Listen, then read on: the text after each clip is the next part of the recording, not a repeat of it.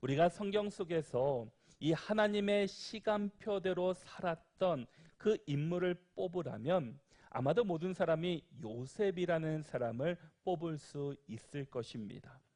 요셉은 17살에 하나님의 꿈을 꾸게 됩니다.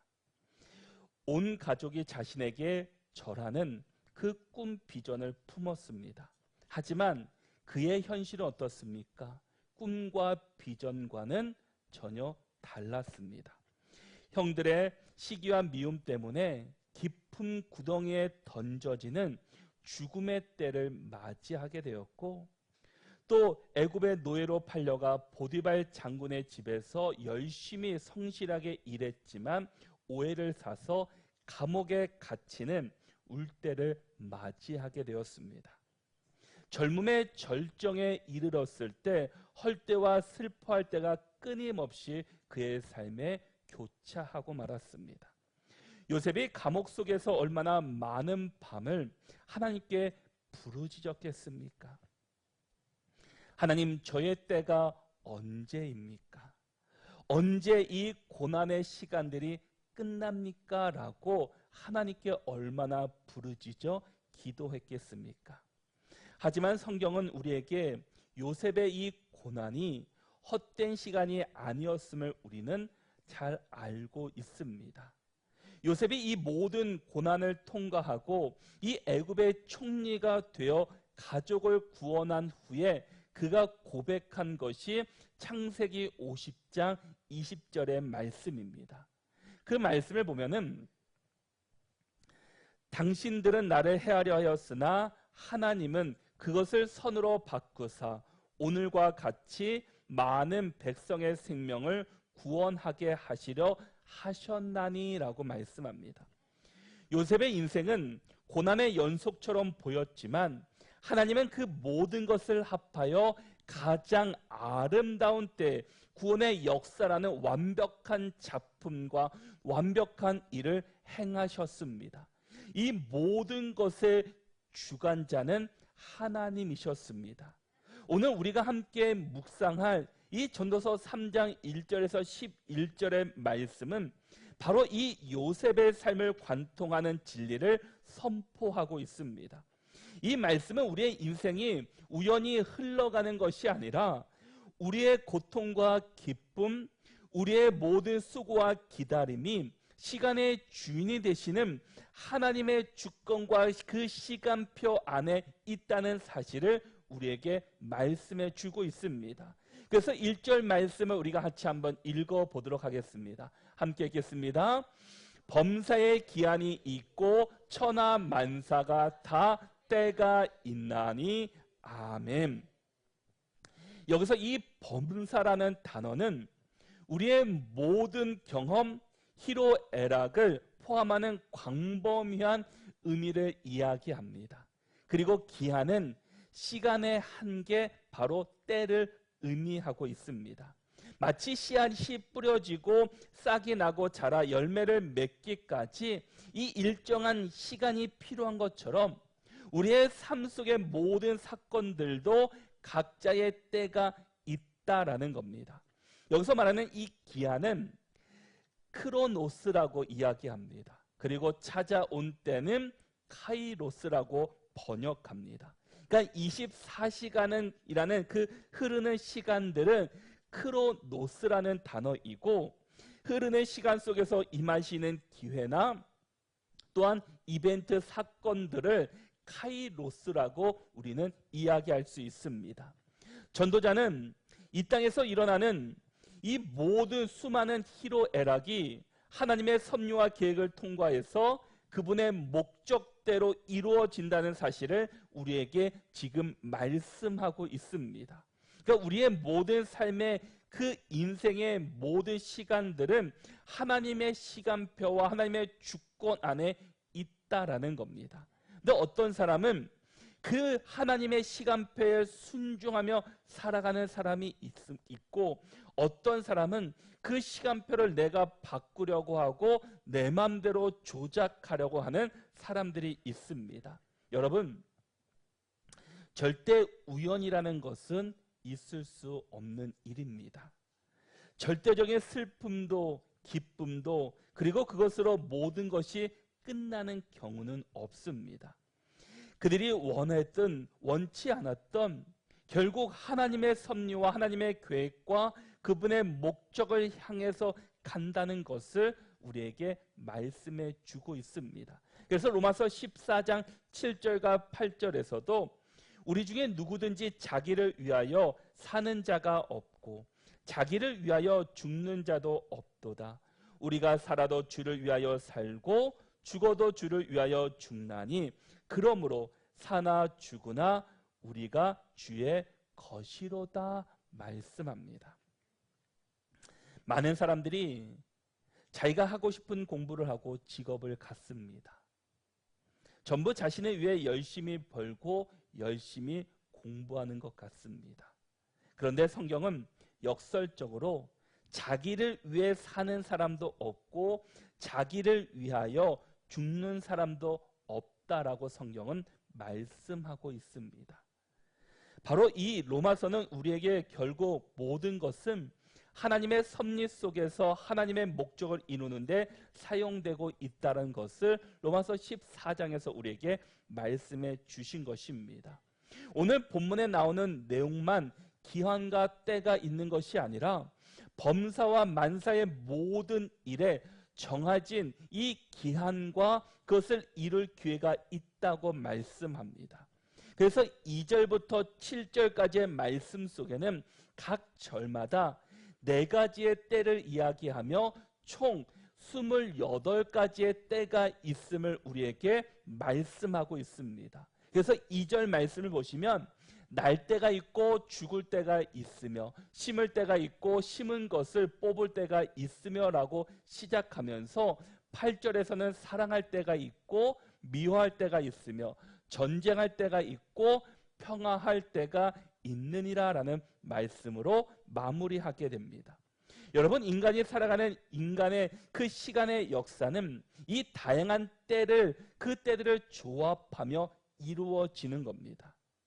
출생과 죽음, 심음과 뽑음, 이 죽임과 치유, 이 허름과 세움, 울음과 웃음, 슬픔과 희락, 돌 던짐과 돌 거둠, 아는과 앉지 않음, 찾음과 이름, 지킴과 버림, 찢음과 꿰맴, 잠잠과 발언, 사랑과 미움, 전쟁과 평화라는 이 다양한 짝들, 이 긍정적인 부분도 있고 부정적인 부분도 있지만 서로가 단짝이 되어서 인생의 시줄과 날줄을 이루고 있다라는 겁니다.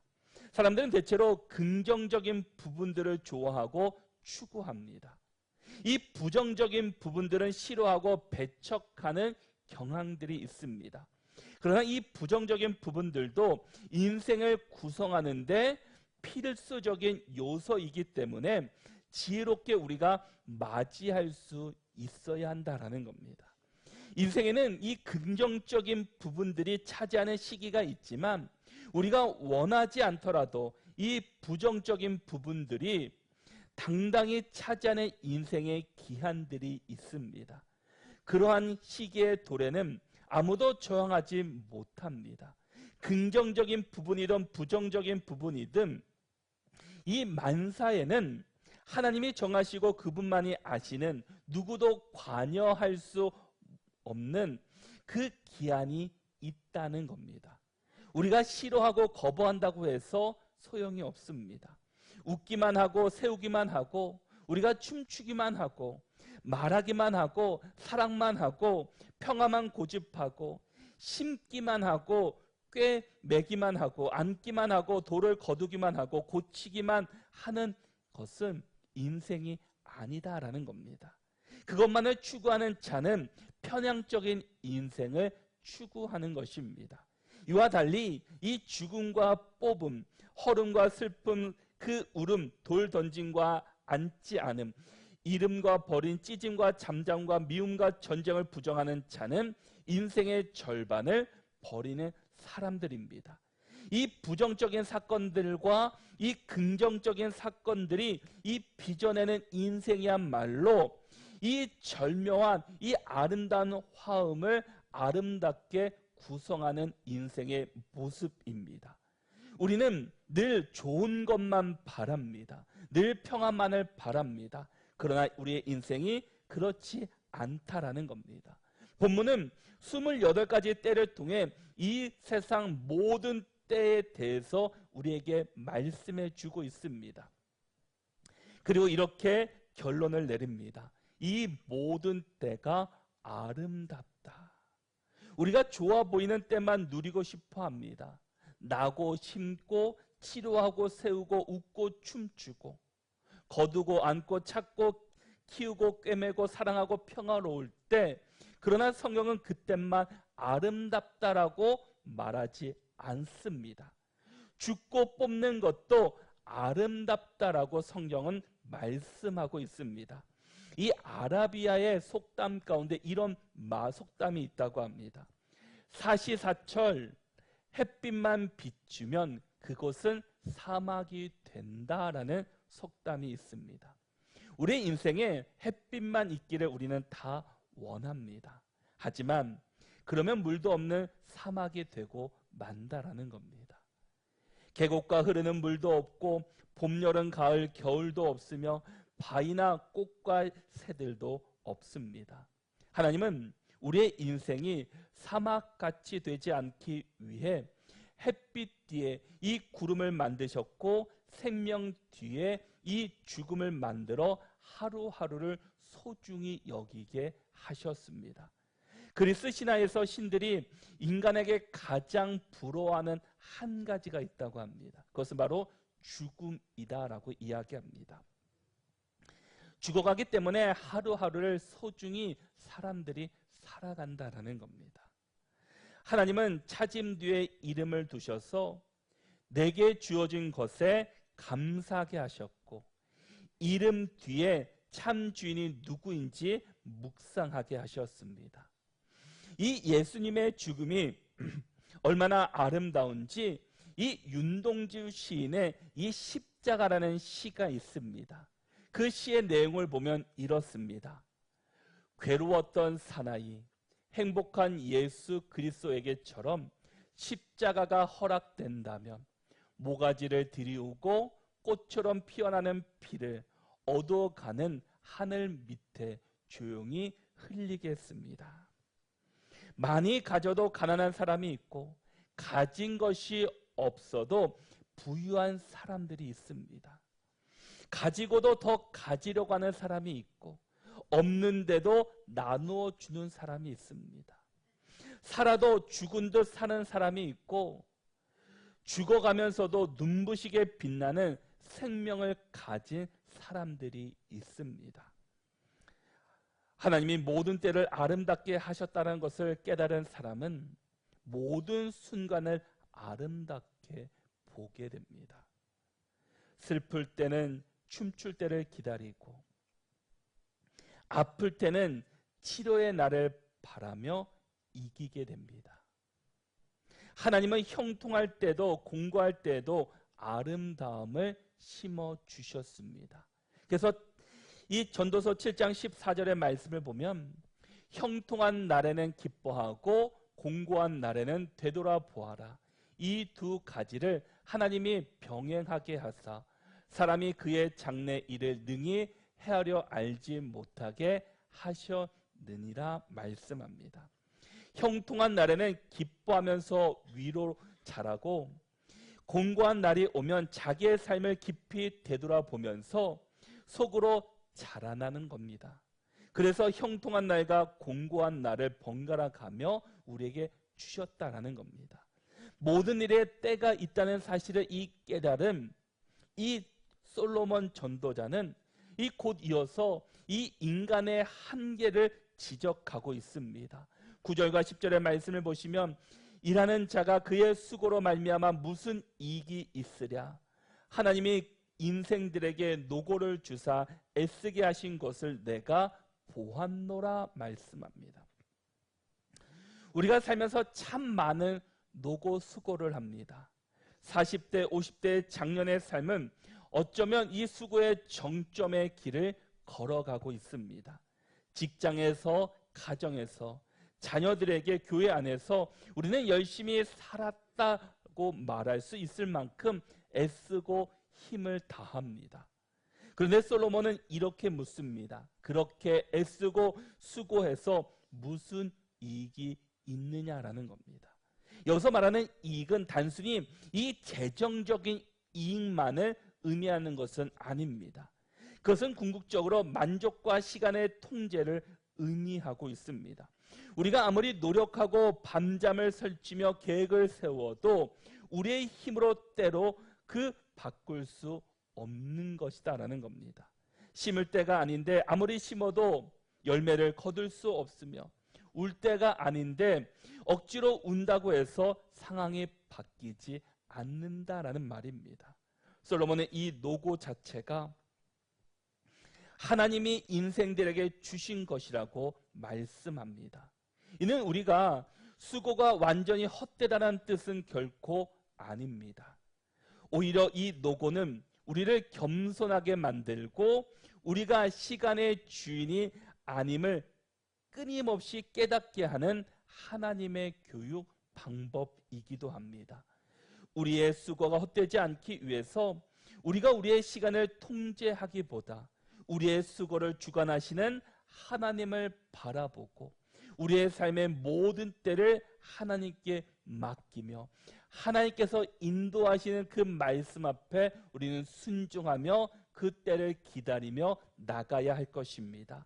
나의 애씀이 모든 것을 해결해 줄 것이라는 이 교만을 버리고 나는 나의 몫을 다할 뿐 결과를 결정하고 때를 아름답게 하시는 분은 하나님이십니다 라고 고백할 때 우리의 노고는 더 이상 허무한 짐이 아니라 믿음의 열매가 될 것입니다.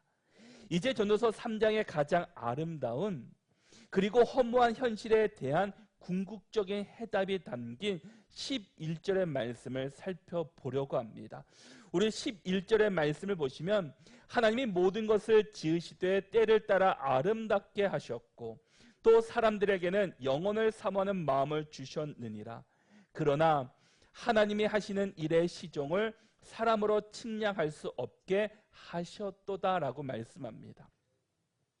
이 11절의 말씀을 좀 더 쉽게 알기 위해서 이 새 번역으로 보시면 이렇게 말씀합니다. 우리 같이 한번 새 번역의 말씀을 함께 읽어보겠습니다. 하나님은 모든 것이 제때에 알맞게 일어나도록 만드셨다. 더욱이 하나님은 사람들에게 과거와 미래를 생각하는 감각을 주셨다. 그러나 사람은 하나님이 하신 일을 처음부터 끝까지 다 깨닫지는 못하게 하셨다. 아멘. 우리는 이 11절의 말씀 속에서 우리가 붙잡아야 될 세 가지 진리를 우리에게 말씀하고 있습니다. 첫 번째는 하나님은 모든 것을 때에 따라 아름답게 하십니다. 우리의 삶을 한번 돌아보십시오. 여러분이 지금까지 살아오면서 그때 이 고통스러워 이해할 수 없었던 일이 시간을 지나고 보니까 그것이 나에게 유익이었고 나에게 성장하는 기회가 되었던 일이었던 적을 우리가 돌아볼 때가 있을 겁니다.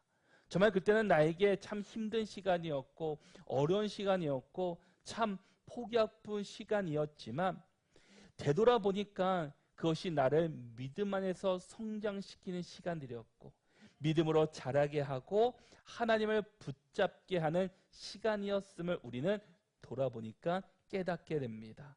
심을 때가 있어야 뽑을 때가 아름답습니다. 헐 때가 있어야 세울 때가 더욱 의미가 있는 것입니다. 하나님께서는 우리의 삶이라는 큰 그림을 그리시면서 이 기쁨과 슬픔, 성공과 실패의 모든 때를 합하여 가장 조화롭고 아름답게 완벽한 작품으로 우리를 만드셨습니다.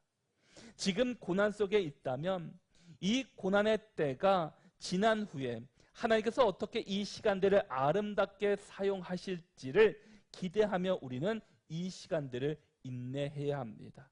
우리는 눈앞에 한 조각만 보지만 하나님은 우리의 삶의 전체를 보시는 하나님이십니다. 여기서 이 아름답게라는 이 말은 적절하다라는 뜻입니다. 하나님의 설계도는 이미 나와 있고 그 설계도에 맞추어서 이 제목들을 하나하나 깎고 빚고 만들어 갑니다. 그 제목이 바로 우리들입니다.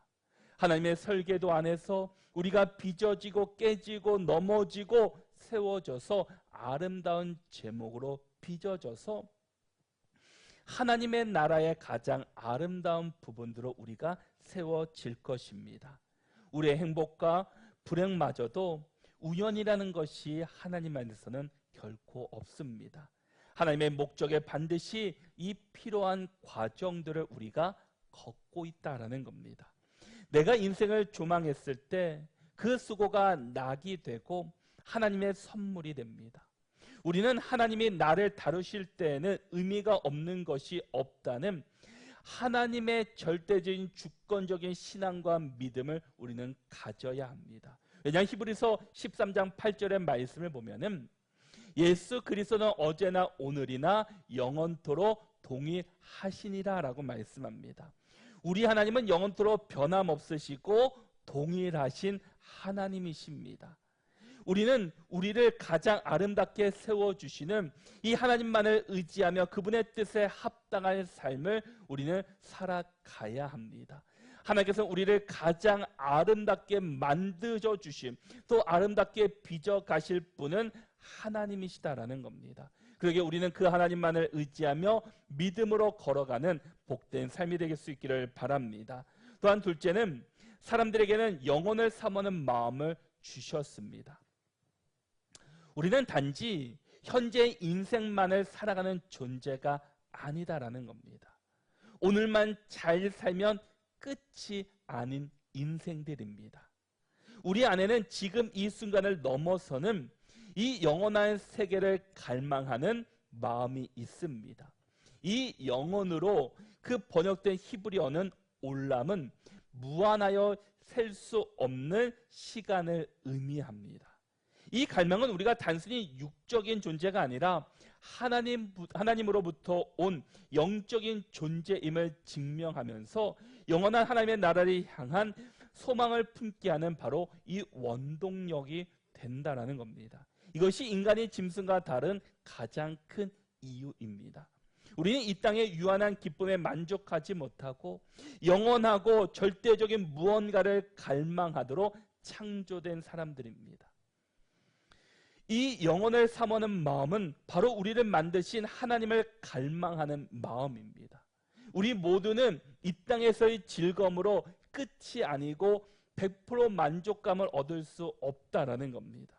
우리가 아무리 많은 것을 소유하고 성공해도 채워지지 않는 내면의 공허함들을 갖게 됩니다.